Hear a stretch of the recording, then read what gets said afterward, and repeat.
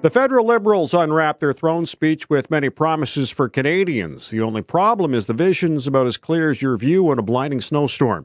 Hello and welcome to the Unpublished Cafe. I'm Ed Hand. Governor General Julie Payette read the roadmap the Grits are laying out for their next mandate. This one will be a little trickier to navigate with just a minority behind the wheel. And they'll need a dance partner in the form of the Bloc or NDP to make things happen. Among the baubles for Canadians, more strides toward climate change, a more affordable middle class, an aim to reduce homelessness, and a closer relationship with Canada's Indigenous peoples. All laudable goals, but the point of a map is to tell you how to get there, and this seems to be a little fuzzy on the details. The vote on the throne speech will come in the new year and will be anticlimactic, as the Bloc's already said it will support it. Today on the Unpublished Cafe, we'll take a look at the throne speech, as well as this week's surprise announcement that Conservative leader Andrew Scheer is stepping down from the post. Joining us later on the show to analyze the issues, Frank Graves, founder and president of Ecos Research. First, I'm pleased to be joined by lawyer, columnist, political strategist, and former special advisor to Prime Minister Jean Chrétien, Warren Kinsella. And Warren, thank you for joining us. Thanks for having me. Were you expecting the throne speech to have more specifics or direction, more than just the platitudes we were handed? No, I was expecting tapioca pudding, and that's what we've got. Well, actually, let me amend that. I mean, if it was specific, it was specific in the way that a love note is. It was a love note, I think, to the Bloc Québécois, to the NDP, because it's critically important that the Trudeau government maintain the support of those two opposition parties if it wishes to survive. And they had a reminder of their new situation. Later on that same day, I believe, there was a vote on opening up the China file and all the many problems associated with China in committee, and the government was defeated. So I think that was kind of an existential reminder for them that the government that they had before is no longer the government they've got now. Did you see or hear anything in the speech that signaled a desire to cooperate with the other parties? Yeah, it was, for example, the language about gun crime was aimed, no pun intended, right at the Bloc Québécois, because that was a big part of their election platform. There's quite a bit of language about climate change, and obviously that was a preoccupation with a lot of younger Canadians and Canadians in central Canada. So that was principally aimed at the New Democrats. What I was struck by really was what wasn't in the throne speech. I thought it was sad, to be straight with you, that the government couldn't even bring itself to name my home province of Alberta, and the very, very tough times that Alberta and Saskatchewan have been going through over the past 5 years now. They couldn't even use the word pipeline. They didn't say oil. It was just this euphemistic language. And, for people in Western Canada who are looking for some sign that the government understands that, they sent a message, and that message is reflected in the fact there isn't a single Liberal MP between Winnipeg and Vancouver. I'm not sure the throne speech, it was a little tone deaf on that part. No, we mentioned, there was mention of the healing regional divides. And how much do you feel the Bloc supporting this throne speech is going to help those regional divides? The Bloc leader is a very capable politician, way more than I think a lot of people in the rest of Canada understand. He is the most formidable separatist leader, because he is, in fact, a separatist, that the Bloc Québécois has had since Lucien Bouchard. And as we all recall, it was Bouchard, not Parizeau, who brought Canada to the brink of dissolution in 1995. So I take this guy very seriously, and I think that he is an excellent communicator. He's obviously quite intelligent, and I think it would be a big mistake for them to underestimate him. So that's the problem that Trudeau's got on one flank, and the problem he's got on the other flank is that people where I come from in Western Canada are very upset with the government. They feel disenchanted from Canada itself, from Confederation.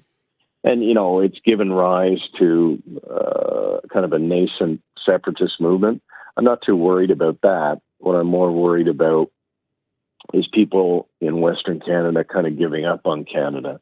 And, we don't need to emulate what has happened in the United States, where there's really two countries in one. That gives rise to all kinds of problems. You don't see this country as two countries, just when you look at those divides? I do, in a sense. It's geographic in the sense of, like, for example, if you look at urban centers in Western Canada and you look at vote, in Calgary, where I'm from, there was always a Liberal vote of about 20%, even during the dark days of the National Energy Program. So the divide that Trudeau is facing, and I guess all the leaders are, is rural and urban, but although the urban centers are coming to dominate more. That's why Trudeau won. That's why he won seats in Ontario that Scheer had been counting on. So we've got divides all over the place. So I think you're quite right. I think, we've had those for a while, but they've gotten a lot worse in the past 4 years. Warren Kinsella joining us on the Unpublished Cafe as we take a look at the federal throne speech and the announcement that Andrew Scheer is stepping down as leader of the Conservative Party. And he came out heavily against the throne speech, saying Trudeau is tone deaf to Western fears, and it really won't matter now as he's bowing out as the party's leader. How much did that take you by surprise, or did you feel that was inevitable considering the election result? I was surprised he did it as soon as he did. I'd been talking to partisan conservatives for a few days, including people that he is close to. And what I'd been told since election night, in fact, is that his heart really wasn't in it anymore. And I think the evidence of that is seen in the fact that there was really no organization taking place on the ground in support of his continued leadership. That's the best indicator of how a leader is thinking, is whether he or she is bothering to fight for their job or not. And he just really wasn't. There was some online stuff, but that was it. Whereas his critics were organized and fundraising, and they had websites, and they were doing the media tours and all that kind of stuff. And they looked like they were gunning for bear. So I thought I felt badly for him, having gone through this sort of thing with Mr. Chrétien when he was prime minister. Notwithstanding the fact that he won a huge majority in the year 2000, we still had the Paul Martin people nipping at our ankles like 1,000 ducks. And it's hard to deal with that when you're in a position of leadership. You can't strike out because you're prime minister, you're a leader of the opposition. So my understanding is it wasn't the private school stuff. It wasn't that the Baird report wasn't done yet. He just had it with the BS and decided to pack it in. So in terms of the announcement from Andrew Scheer, after that, there was the accusations about the foundation funding his kids' education. You don't think that was part of the issue? No, I think that his opponents, well, I know for a fact his opponents were using it as another, thing to make his grip on his job looser. They were using it to hurt him and persuade him to leave. And they've been doing stuff like that for a number of days and basically, trying to drive him crazy. But, as I say, and from what I understand, the Conservative Fund, the appropriate people had approved it. It wasn't paying for all of the kids' education. It was paying for the gap between what it would have been in Regina compared to what it is in Ottawa. I can tell you, having worked for many premiers and prime minister or two over the years, all of the political parties supplement the salary of the political leaders. And the reason for that is pretty straightforward. They have to send flowers to funerals. They have to send gifts and commendations to constituents. They have to travel a lot. They have to ensure that their shoes are shined and their suits are new and all that kind of stuff. There are a lot of expenditures associated with being a party leader.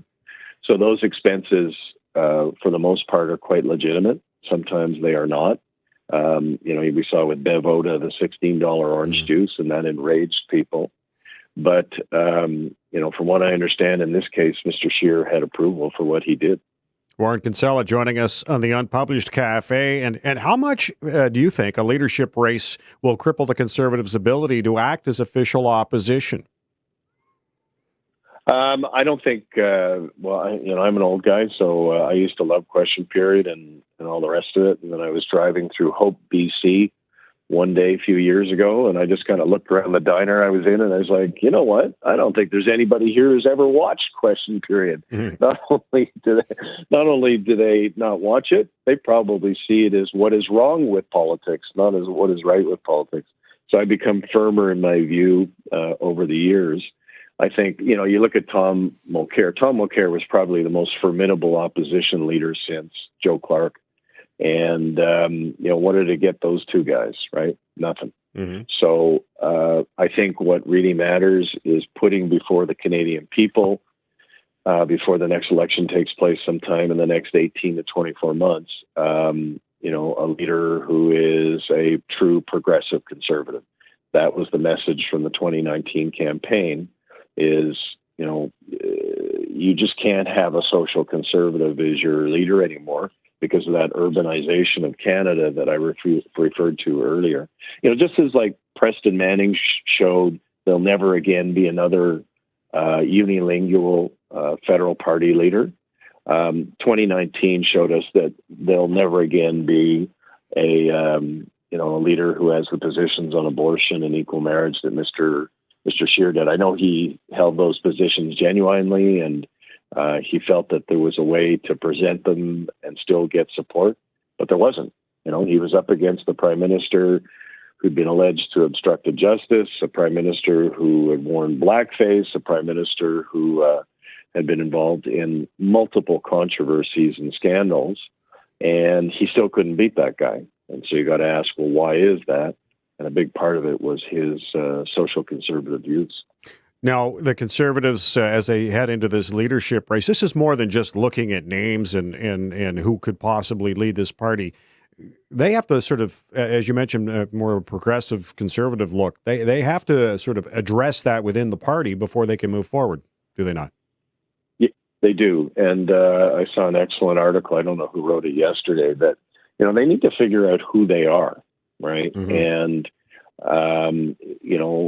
kind of land on what their ideology and what it is they want to offer to the Canadian people.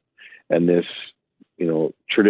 approach they take traditionally where they just, we'll just pick a new leader and he or she will be different and we'll get elected. That really hasn't worked for them. If you look at the two Conservative leaders who have been most successful and who led for a decade each, it was Mulroney and Harper. And those two men, whether you like them or not, kind of shaped the party in a particular way, right? It stood for certain things. And then they presented themselves to the Canadian people, and obviously it worked. You need to, in this business, you need to stand for something. People need to have a sense that you believe in something. You've got a passion, about something. My guy, Chrétien, they always knew what it was. The end of every speech, Vive la Canada, right? He believed in a united and strong Canada. And with Mr. Scheer, it was just hard to figure out what he stood for, because he'd kind of hidden the American citizenship thing and the insurance broker thing, and he was unclear about his views on social issues. And it just lent itself to the narrative that he doesn't really believe in anything. So, whether they like Trudeau or not, and they, quite a few, several million Canadians didn't, they at least had a sense of what his passions were, what his views were. And with Mr. Scheer, they didn't. Whom of the names that have been thrown around as a possible replacement do you see as the biggest challenge for the Liberals? Ambrose. I put up a little poll on Twitter on my website, and it's unscientific, but it really did attract about 7,000 votes, not just Conservatives, but also, Liberals and people who vote New Democrat. So it was a cross-section. I can't tell you what the margin of error was, but right out of the gates, right throughout the succeeding days, and it's still up, about 61% indicated that Rona Ambrose was the leader they should pick. And Erin O'Toole, Michelle Rempel, Peter MacKay, none of them came close to the kind of support that she's got. So, I think something like that is meaningful. Not my poll, just the consensus that, you need a centrist, smart, experienced leader to go up against Trudeau. And, the base of his support, if you look at it, he doesn't have young people in the way that he used to. A lot of them have gravitated back towards the New Democrats and the Greens. But the reason why he's still prime minister is because of Canadian women. Right? Canadian women were repelled by Scheer's position on abortion and equal marriage. So they stayed with Trudeau, even though they're not happy with him. Some of them are mad at him. Well, the best person to address that is a smart, experienced woman like Rona Ambrose or Michelle Rempel. And I think if Ambrose is there, unless there's some big scandal in the closet that I'm unaware of, I think she has an excellent chance of beating him. Warren, I want to thank you for joining us. Thank you for having me. I really appreciate it. Warren Kinsella is a political strategist, columnist, lawyer, and former special advisor to former Prime Minister Jean Chrétien. Now, Andrew Scheer won't be voting against the throne speech as leader of the opposition, as he has announced he is stepping down, although he will vote against it as an MP. And it's likely considering his views on climate change, which in the throne speech had really the only clear goal, zero emissions by 2050. Joining us on the cafe to chat about the throne speech and the Conservatives heading into a leadership race is Frank Graves, president and founder of Ecos Research. And thank you for joining us, Frank. My pleasure. Now, this throne speech is likely not facing any hurdles considering the Bloc's already committed to supporting and the Conservatives are in the throes of a leadership race. Considering it won't be until April that the party will have a new leader, does this help or hurt the Liberals in moving forward with their agenda? Well, right now it probably helps them. In fact, some of the areas where they might have wanted to move forward before, but we're concerned about maybe stepping outside of some of their constituency, will actually be helped by this parliament, I think, because, for example, on an issue like national pharmacare or exploring benefits for dental care, these are things I think they would have liked to look at, but maybe have been a bit nervous. But in the current parliament, I think they're actually more likely to be able to move forward on things like that with basically the support of all of the other parties except the Conservatives on those particular items. But generally speaking, I think they should be in pretty good shape with this throne speech. Did the throne speech lay out a clear path forward in your view? There were some common themes that they tried to organize it around, and I guess, there is a narrative, there's a story on it. When you start looking at how it's translated into the actual mandate letters, you realize it's a pretty complex series of moving parts that they put together, a lot of things on that agenda. But the general themes, I think, are relatively clear and mostly in keeping with what they laid out in their platform, and there's a lot of continuity, actually. Although I think they've tried to summarize it and connect it to some of the current concerns of the voters. In terms of the throne speech, and there was a lot of talk towards becoming closer with Canada's Indigenous people, with the current sort of not exactly great relationship between Jody Wilson-Raybould and the Liberals. Do you see that actually happening? I think they've laid out, at least rhetorically, they've laid out a pretty clear set of commitments. It's received a lot of prominence in the speech from the throne. So, I think, remember that there is a lot of diversity out there in Indigenous communities, and there are all kinds of different points of view, but I think some of the common themes they've put forward, they certainly seem to be things I think would resonate with a large portion of Indigenous Canadians and with Canadians writ large. Did Andrew Scheer's announcement that he was stepping down as leader take you by a surprise? I wasn't surprised that he would be stepping down. The timing obviously seemed a little confusing or surprising. I thought that he actually would be in reasonably good position to continue on as leader after the election. And from the point of view, looking at his performance in the election, my personal view is that, with the exception of the Ontario and if Doug Ford had not been premier, I think Andrew Scheer would have been the Prime Minister of Canada today. And so there's a little bit of an irony that some of the architects of his early exit actually were some of those people who had supported Doug Ford and worked with getting him elected. So that's a bit of an irony, as I said. But yeah, I thought the timing, and I mean, there are issues being raised as to whether or not he was, hastened to the door with the leak of certain types of information about his funding for schools and so forth. So yeah, it does seem like there was a combination of some mischief. But I felt when he really was abandoned by the social conservative portion of the conservative constituency, it really did strike me that it was going to be extremely hard for him to continue, because that was really a major part of his constituency going forward. It didn't seem to me he was really going to be able to build a future with the more traditional status quo or progressive conservative portion of the party. How, just going back to the Doug Ford point, how did that impact, at least in your perspective, his view, Scheer's inability to get through in Ontario? If you were to pick one factor that explained the outcome of the election, and obviously you can't reduce it to one factor, none was more important than what happened in Ontario, and that is directly linked to a fairly acute sense of buyer's remorse amongst Ontario voters, who gave Doug Ford a very convincing mandate. About 41% of Ontario voters gave him a very solid majority. But we've seen that enthusiasm waned quickly. And actually what happened in the polling federally is, before any of the other provinces started to get any second thoughts about Mr. Scheer, who was really operating in the spring of last year in comfortable majority territory, was running in the low 40s in the polls. The Liberals looked like they were really in serious trouble. But what happened is, in Ontario, which started paying attention to this more, we started seeing the numbers really going backwards for the Conservatives in Ontario. They had a 10-point lead in the spring. That turned into a 10-point deficit, which really maintained itself almost through to the election. That is the reason they lost the election. And that loss in Ontario was directly attributed in our polling to people saying they were uncomfortable with the idea that Andrew Scheer would introduce an administration which resembled the one they were seeing in Queen's Park, and they simply didn't want that at this stage.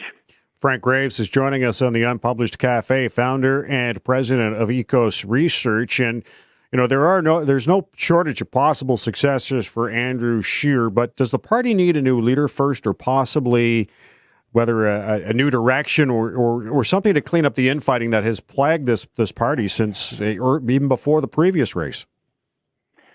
Yeah, well, of course, the Conservatives do have a history of circling the wagons and then firing inward. This one, they had actually put that aside, and admirably from a political perspective, following years and years of infighting, Stephen Harper effectively unified the party, and we do see some fault lines growing as well. I'm personally of the view that certainly they need a new leader now, but I did not think that Andrew Scheer had performed that poorly. I thought he did, and I don't think people understand this, a pretty adroit job of straddling what are the two main constituencies for the Conservatives right now. A lot of people understand or are familiar with the traditional sort of progressive conservative, what some call status quo conservatives, believe in free markets, individualism, self-reliance, minimal government. That's really different from some of the new, more authoritarian populist outlook, which we see operating into our neighbors to the south and in the UK and other parts of the world. And people think that's not operating here. It actually is a very significant force. It's very different from the traditional status quo conservatives. It's more not driven by a belief in private markets and minimal government, but more of a let's turn back the clock, pull up the drawbridge, make Canada great again. All those sorts of things, those bromides we hear in other places, are definitely at play here, and they're driven by the same levels of economic insecurity, fears about the future. He did a pretty good job of bringing in that new constituency, but not alienating the traditional status quo constituency. And I think that will be a challenge for any leader going forward. Because, frankly, you can say the received wisdom was, well, we just have to move to the center-left. If we have a more moderate leader, that will solve all our problems, we'll do better in Ontario and so forth.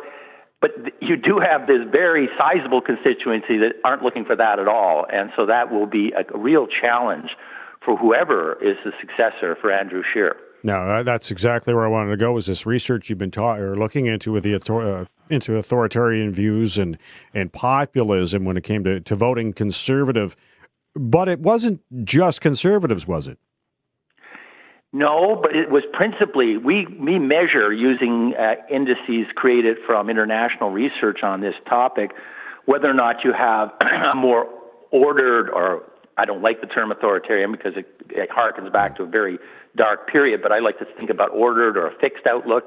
And it's based on asking questions which really have nothing to do with politics or political ideology, things about how you would prefer to see children raised. It's more important to emphasize obedience or creativity, morality or reason, things which are very tough choices, and people really want both. But when we force to make choices, we can create a profile of those having this outlook, and it was by far the strongest predictor of whether or not you vote conservative in this last election, just as it was the strongest predictor in the United States of whether you would support Donald Trump, and it was the strongest predictor in Brexit of whether you were a leaver or a stayer.